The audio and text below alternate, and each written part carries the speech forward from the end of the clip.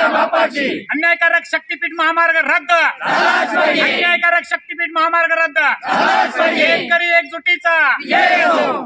क्रांतिकारी भगतसिंग, राजगुरू, सुखदेव यांच्या शहीद दिनानिमित्त साजनी येथे शक्तीपीठ महामार्ग बाधित शेतकऱ्यांनी शहीदांना अभिवादन करत शक्तीपीठ महामार्ग विरोधासाठी आपल्या शेतामध्ये भगवा झेंडा फडकवून महामार्ग विरोधात एक ऊर्जा निर्माण करण्याचा व याच भगव्या झेंड्याने सत्तेवर असलेल्या सत्ताधाऱ्यांना शेतकऱ्यांची आठवण करून देण्यासाठी हा अनोखा उपक्रम राबवण्यात आला। या विरोधात मोठ्या संख्येने साजनी गावचे ग्रामस्थ उपस्थित होते। तसेच गावातील सर्व शेतकरी बांधवांनी शक्तीपीठ महामार्ग रद्द करण्यासाठी संपूर्ण गावकरी एकत्र येण्याची हमी देण्यात आली।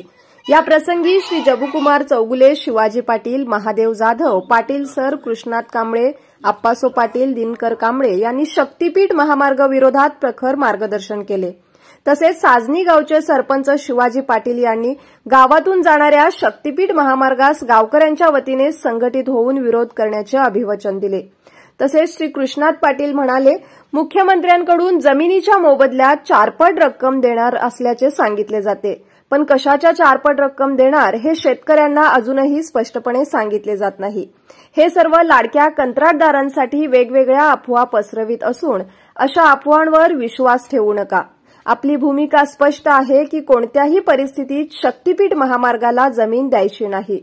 यावेळी शामराव पाटील, अब्दुल सुतार, सुकुमार मोघे, कलगोंडा मांडगावे, सुरेशदादा मोघे, दीपक पाटील, नामदेव कांबळे, शशिकांत कांबळे इत्यादी ग्रामस्थ उपस्थित होते।